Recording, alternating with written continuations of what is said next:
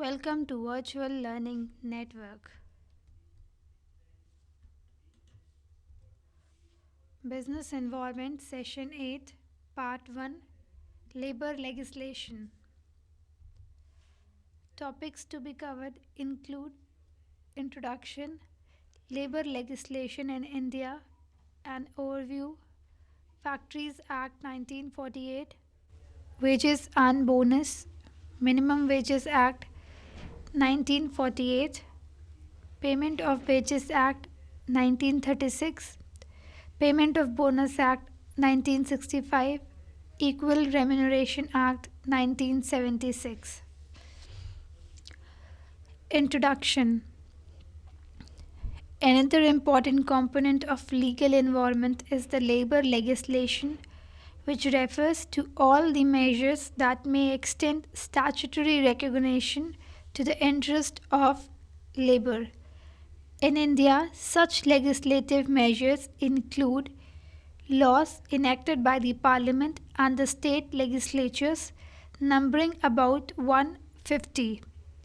These include laws relating to factories and specific industries, wages and bonus, social security and trade unions and industrial relations.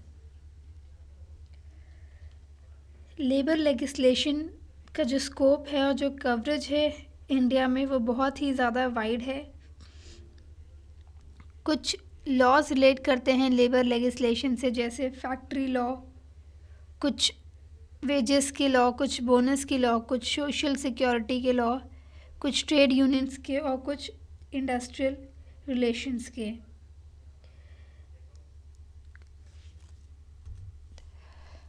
Labor legislation in India, an overview. The scope and coverage of labor legislation happen to be very wide and overlapping, classified on the basis of their focus on a particular aspect of workers' interest. The various laws may be discussed as laws relating to factories and specific industries for health, safety and welfare of workers. All manufacturing establishments in India are required to provide for health, safety and welfare of workers under the Factories Act. Workers के interest के basis पे कुछ laws बनाए गए हैं. Laws जो factory से related हैं, कुछ स्पेसिफिक इंडस्ट्री से रिलेटेड हैं, एम्प्लॉयज़ की हेल्थ, सेफ्टी और उनके वेलफेयर के लिए. जितनी भी मैन्युफैक्चरिंग स्टेब्लिशमेंट्स हैं इंडिया में, उनके लिए, ताकि वो अपने वर्कर्स को हेल्थ, सेफ्टी और वेलफेयर इंश्योर कर सकें, फैक्ट्रीज एक्ट बनाया गया 1948. This act also covers aspects like working hours, leave with pay and employment of young persons. इस एक्ट में वर्किंग आवर्स क्या होंगे, पे लीव क्या होंगी और यंग पर्सनस के एम्प्लॉयमेंट का क्या रूल्स होंगे, वो सब मेंशन है. एडिशनल फैसिलिटीज़ जैसे कि एम्बुलेंस रूम या फिर क्वालिफाइड मेडिकल प्रैक्टिशनर या फिर ऐसी कोई भी माइन जो 500 या 500 से ज़्यादा लोग एम्प्लॉय कर रही है, उनका शेल्टर, फूड, ये सब भी इंक्लूड होगा. Laws relating to wages and bonus. Another important legislation bearing on the payment of wages is the Payment of Wages Act 1936, which applies to employees in factories, industrial or other establishment and railways. It covers all those workers who draw less than relating to trade unions and industrial relations. दूसरा law है जो relate करता है wages और bonus से, 1936. इनमें वो सब एम्प्लॉयज़ कवर हो जाते हैं जिनकी जो सैलरी है वो 1600 रुपीज़ मीन्स 1600 रुपीज़ से कम है. जो इतने भी वर्कर्स जिनकी सैलरी, जिनकी जो वेजेस हैं वो 1600 रुपये एक महीने से कम है, वो सब एम्प्लॉयज़ इस लॉ में कवर्ड हैं। इस लॉ का मेन पर्पस यही है कि एक रेगुलर और टाइमली पेमेंट मिले वर्कर्स को, अनऑथराइज जो डिडक्शंस होती हैं उनकी वेजेस से वो ना हुए, और जो उन पे फ़ाइन इम्पोज होते हैं वो भी ना हुए। पेमेंट ऑफ बोनस एक्ट 1965 के अकॉर्डिंग एम्प्लॉयर्स जो हैं वो उनकी लाइबिलिटी होती है कि वो अपने एम्प्लॉयज़ को बोनस पे करें। Laws relating to trade unions and industrial relations. Trade union का मतलब कोई भी कॉम्बिनेशन जो फॉर्म हुआ हो ताकि जो रिलेशन हो वर्कमैन और एम्प्लॉय के बीच में, या फिर वर्कमैन और वर्कमैन के बीच में, या फिर एम्प्लॉयर्स या एम्प्लॉयर्स के बीच में, उस रिलेशनशिप को रेगुलेट किया जा सके। इंडियन ट्रेड यूनियंस एक्ट 1926 एक लैंडमार्क है इंडियन हिस्ट्री में। Next is laws related to social security. कुछ लॉज सोशल सिक्योरिटी से रिलेटेड हैं जिसमें इंक्लूड होता है एम्प्लॉयमेंट की इंजरी के केसेस, मैटरनिटी बेनिफिट, सिकनेस और eventualities of old age and unemployment. Factories act 1948। Under Section 1112, the Act has laid down necessary steps to be taken for the cleanliness in the factory, disposal of waste and effluents, providing adequate ventilation and such temperature in workrooms as will secure reasonable comfort to workers and prevent injury to health, prevention of inhalation and accumulation of dust or fume or other impurity in workroom।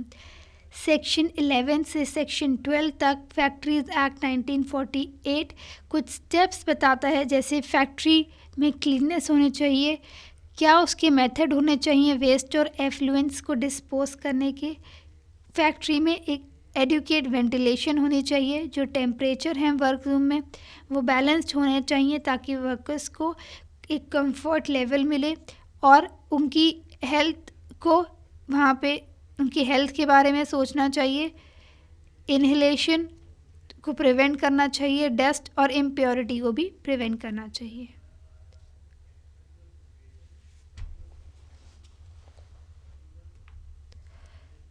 Factories act 1948। Safety provisions. Safety provisions बहुत ही ज़रूरी हैं किसी भी factory में। Safety provisions machinery से related होता है, या जो मशीनरी होती है उसकी फेंसिंग से रिलेटेड होता है। एम्प्लॉयर्स के लिए ज़रूरी है कि उनको प्रिकॉशंस बताए जाएं और वो प्रिकॉशंस लें जब भी वो मशीन को यूज़ कर रहे हो, ताकि जितने भी तरह के एक्सीडेंट हों वो सब प्रिवेंट हो सकें। Provisions related to labour welfare.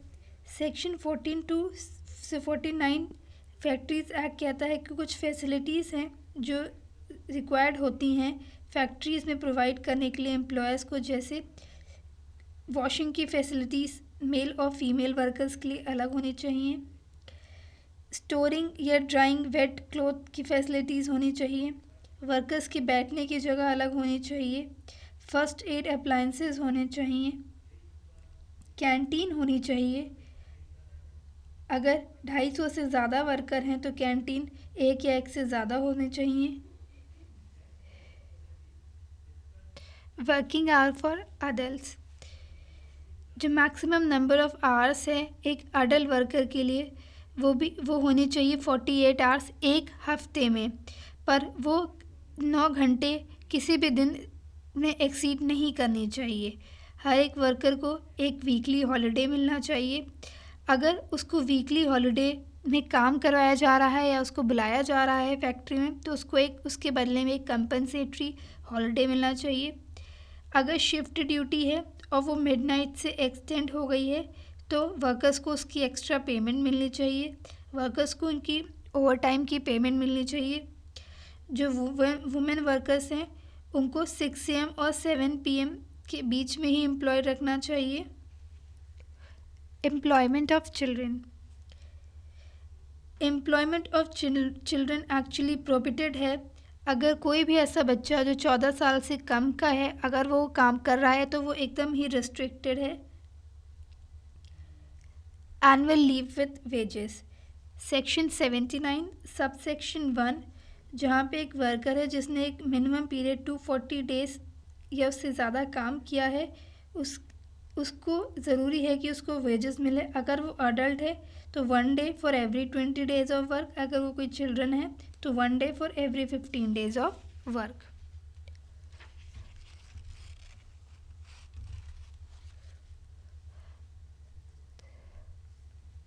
Wages and Bonus. Minimum Wages Act 1948. According to the National Commission on Labour, the Minimum Wages Act 1948 may be regarded as a landmark in the history of labour legislation in India. National Commission on Labour minimum wages act 1948 एक landmark माना जाता है Indian history में labour legislation में। Under the Act, an advisory board is required to be appointed by the appropriate government for the purpose of coordinating the work of committees and subcommittees appointed and advising the government literally in the matter of fixing and revising the minimum of wage. Minimum wages act के according एक advisory board की ज़रूरत होती है जो कि appoint किया जाता है एक किसी भी गवर्नमेंट के थ्रू, ताकि वो जितनी भी कमिटीज़ हैं और सब कमिटीज़ हैं उनके काम को कोऑर्डिनेट करे जो रिलेटेड हैं मिनिमम वेजेस ऑफ वेक्स को फिक्स करने में या रिवाइज करने में।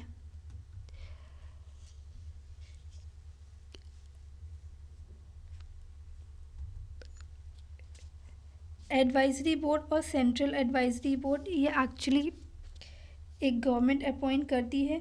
Central advisory board central government apply करती है ताकि वो सेंट्रल और स्टेट गवर्नमेंट के मैटर्स में अपनी राय दे सकें।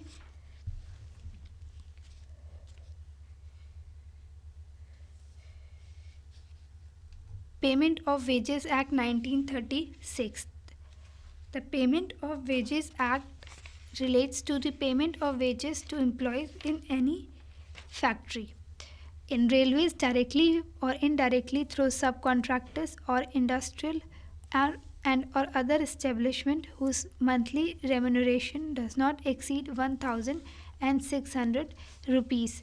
वो एम्प्लॉयज़ जिनकी मंथली सैलरी 1600 से एक्सीड नहीं कर रही है वो सब पेमेंट ऑफ वेजेस एक्ट में आएंगे, चाहे वो किसी फैक्ट्री के हों, चाहे कोई रेलवेज़ के हों, चाहे कोई कॉन्ट्रैक्टर हो, चाहे भी कोई सी भी इंडस्ट्रियल इस्टेब्लिशमेंट से वो बिलोंग कर रहे हैं।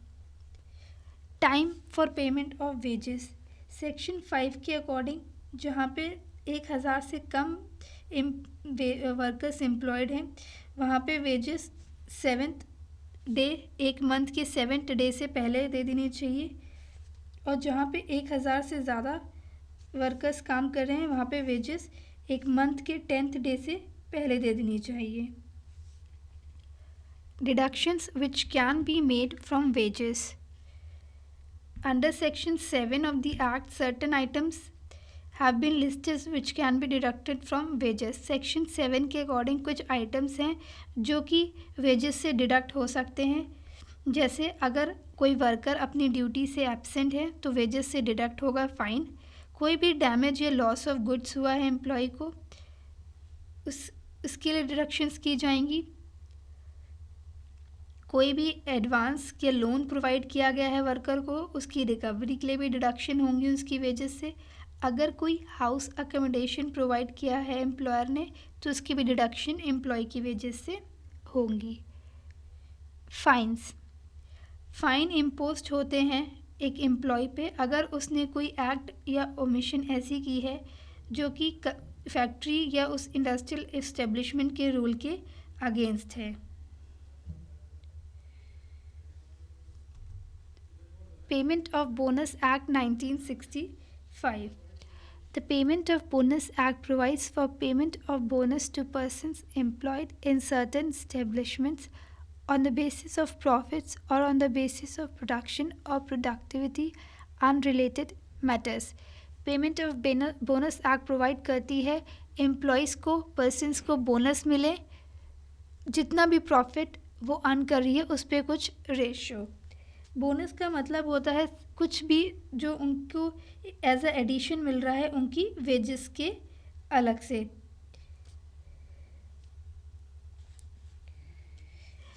जो पेमेंट ऑफ बोनस एक्ट है ये पूरे इंडिया पे अप्लाई होता है और हर फैक्ट्री में और हर स्टेब्लिशमेंट में अप्लाई होता है जहाँ पे जो नंबर ऑफ वर्कर्स हैं वो 20 से ज़्यादा हैं तब। ये प्राइवेट सेक्टर और पब्लिक सेक्टर दोनों में अप्लाई होता है। एलिजिबिलिटी फॉर बोनस, हर एम्प्लॉय जिसको बोनस मिलता है उसको एक अकाउंटिंग ईयर के हिसाब से बोनस मिलेगा और वो 3500 रुपीज़ से ज़्यादा एक्सीड नहीं कर सकता है। Payment of minimum and maximum bonus, सब जो मैक्सिमम मिनिमम बोनस होता है वो 8.33% होता है एक वर्कर की सैलरी या उसके वेज पर। Set on and set off allocable surplus, special provisions with respect to payment of bonus linked with production और प्रोडक्टिविटी। किसी भी इस्टेब्लिशमेंट में अगर एम्प्लॉयज़ हैं वो किसी एग्रीमेंट में एंटर हुए हैं उनको एक एनुअल बोनस मिलेगा जो कि लिंक्ड होगा उनके प्रोडक्शन या उनकी प्रोडक्टिविटी से। Equal remuneration act 1976, the Equal Remuneration Act aims at providing for payment of equal remuneration to male and female workers for the same work or work of a similar nature so that there is no discrimination on the ground of sex. Equal Remuneration Act कहता है कि हर उस employ को चाहे वो mail हो चाहे वो फीमेल वर्कर हो उनके सेम काम के लिए उनको सेम ही अमाउंट मिलेगा, उनको सेम पैसा, उनको सेम वेजेस ही मिलेंगी, उनको किसी भी तरह की उनके साथ डिस्क्रिमिनेशन भेदभाव नहीं होगा उनके जेंडर के हिसाब से। Equal remuneration for equal work, equal salary equal wages मिलेगी इक्वल काम के लिए किसी भी एम्प्लॉयर को, चाहे वो मेल हो चाहे वो फीमेल हो, चाहे वो कैश में मिले चाहे वो काइंड में मिले। No discrimination to be made while recruiting man and women workers, कोई भी भेदभाव नहीं होगा किसी भी तरह का जब एम्प्लॉयज़ को सर्च किया जा रहा हो, चाहे वो मैन वर्कर्स सर्च किए जा रहे हों उनको रिक्रूटमेंट दी जा रही हो चाहे वुमेन वर्कर्स को, सबको इक्वल अपॉर्चुनिटी मिलेगी उनकी क्वालिफिकेशन उनकी एक्सपीरियंस के हिसाब से। Appointment of authorities for dealing with complaints, authorities appoint होंगी जो कि कंप्लेंट्स को डील करेंगी। अप्रोप्रिएट गवर्नमेंट होंगे वो ऑफिसर्स को अपॉइंट करेंगे जिनकी जो रैंक होगी वो लेबर ऑफिसर से कम नहीं होगी ताकि वो कंप्लेंट सुन सकें वर्कर्स की। Now we have certain questions, do it yourself. First is scope and coverage of labor legislation are very wide and overlapping. Elucidate the statement with a brief overview of labor legislation in India. Discuss the main provisions of the Payment of Bonus Act 1965 in the light of its objectives. That's all for this session. Thank you.